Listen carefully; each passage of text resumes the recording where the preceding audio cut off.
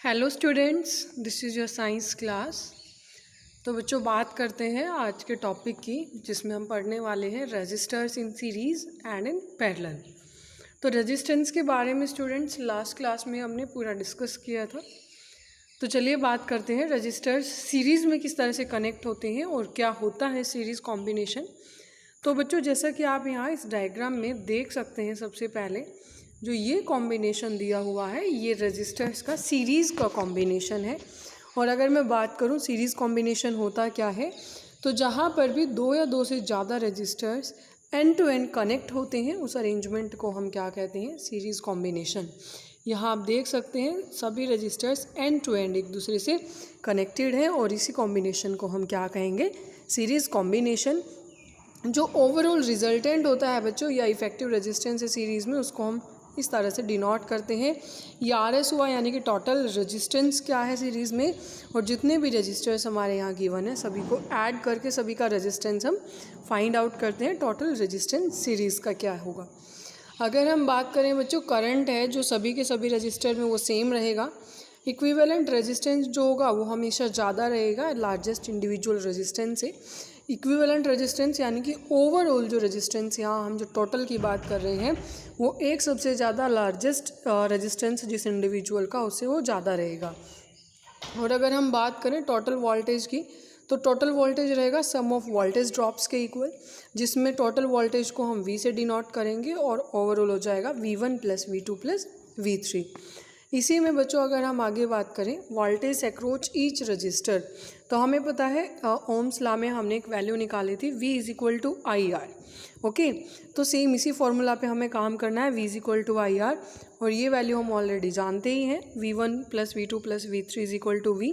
ये हमने यहाँ फाइंड आउट ही की है। तो ये V को हम इक्वल रखेंगे V1 के, तो इसी तरह से वैल्यूज़ हो जाएंगी V1 is equal to IR1, V2 is equal to IR2, V3 is equal to IR3। तो बच्चों इन वैल्यूज़ को हम ऐसे भी लिख सकते हैं, V is equal to IR1 plus IR2 plus IR3, क्योंकि ये जो वैल्यूज़ थी V1 V2 V3 वो किसके इक्वल थी। देखो जो ये वैल्यूज़ थी V1 V2 V3 वो यहाँ पर किसके इक्वल है, इस V के इक्वल है ना। तो यहाँ पर हमने V is equal to IR1 plus IR2 plus IR3 ये वैल्यू रख दी है। अब अगर हम बात करें सेम एज इट इज़ इस IR का जो ये हमारा कंसेप्ट है यहाँ से, तो यहाँ हम अगर I को कॉमन लें तो हमारा क्या बच जाएगा, R1 plus R2 plus R3, क्योंकि I यहाँ पर सभी में कॉमन है ना।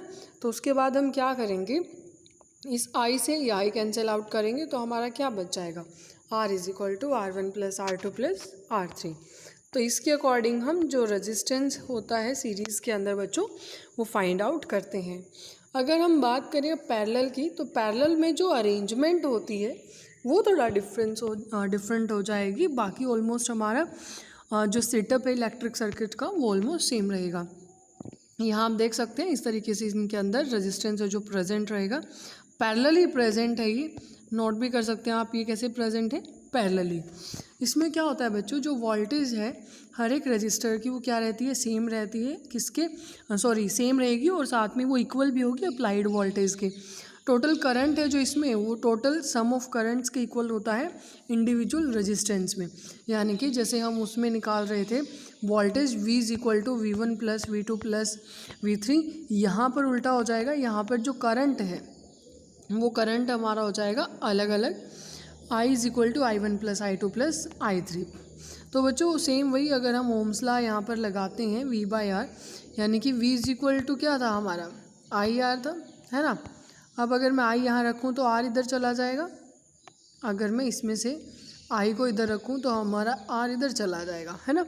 तो हम I की जगह क्या रख सकते हैं, देखो हमारे पास ये जो वैल्यूज़ आई हैं, दोबारा समझना इसको ध्यान से, जो ये वैल्यूज़ आई हैं, ठीक है।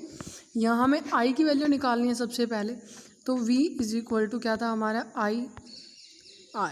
अब R को मैं हटाऊँगी तो यहाँ हमारा R आ जाएगा V के अपॉन में, तो हमारी I की वैल्यू क्या आई, V अपॉन R।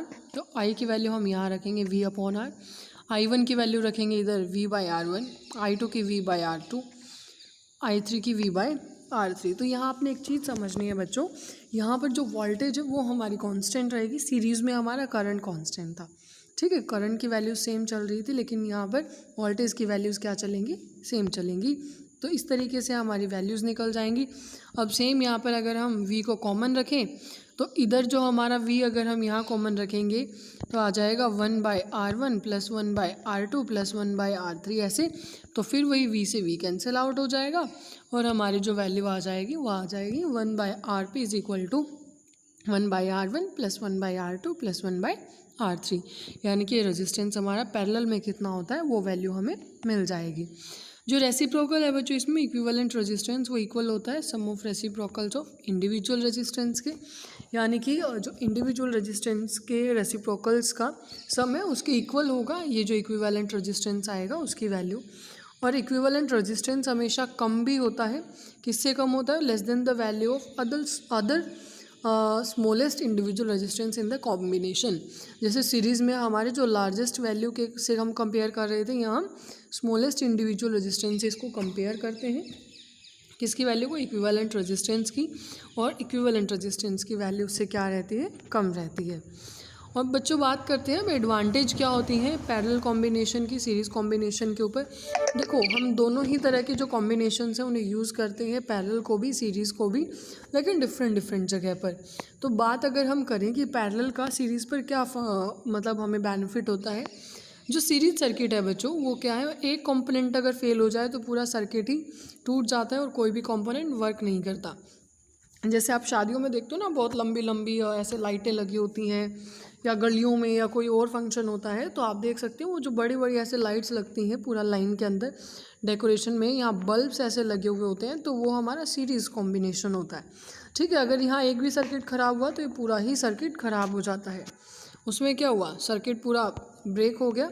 ठीक है, सर्किट ब्रेक हुआ, एक कंपोनेंट फेल, तो यानी कि पूरा ही सर्किट उसमें क्या हो गया, ब्रेक हो जाएगा हमारा, कोई भी उसमें कंपोनेंट काम नहीं करेगा। लेकिन जो पैरेलल है बच्चों, उसमें जैसे हमारे घर के अंदर होते हैं सभी का अलग अलग क्या है, हमारा वहाँ पर सर्किट होता है। जैसे फ़ैन अगर हमें ऑन करना है तो फ़ैन ही चलेगा, बल्ब ऑन करना है तो बल्ब ही चलेगा। और अगर फ़ैन का हमारा कंपोनेंट फेल हो जाता है तो ऐसा नहीं है कि वो बल्ब भी नहीं ऑन होगा और जो चार्जिंग पॉइंट्स हैं वो भी नहीं ऑन होंगे, नहीं, जो स्विच है बाकी सारी चीज़ें चलेंगी क्योंकि वो पैरेलल कॉम्बिनेशन में कनेक्टेड हैं। डिफरेंट अप्लाइंसेस के लिए बच्चों डिफरेंट रिक्वायरमेंट होती है करंट की, और इसको सेटिस्फाई नहीं किया जा सकता सीरीज़ में, जबकि करंट इसमें क्या रहता है, सेम रहता है। टोटल रेजिस्टेंस है पैरेलल सर्किट में वो डिक्रीज़ भी हो जाता है। और अगर देखो ये जो पॉइंट है इसमें क्या है एग्जैक्टली अगर नहीं समझ आया आपको कि जो करंट में क्या होता है, सॉरी जो सीरीज़ है उसमें क्या होता है, हमने देखा था वहाँ पर v की वैल्यू चेंज हो रही थी, आई हमारा कांस्टेंट था। अब देखो अगर आपको घर में कोई पानी की मोटर अगर आप ऑन कर रहे हो तो आपको पता है वहाँ पर ज़्यादा करंट की सप्लाई चाहिए, और बल्ब आप ऑन कर रहे हो तो वहाँ पर कम करंट की सप्लाई चाहिए, है ना, फ़ैन को उससे थोड़ा ज़्यादा चाहिए, ऐसे अलग अलग होती है ना।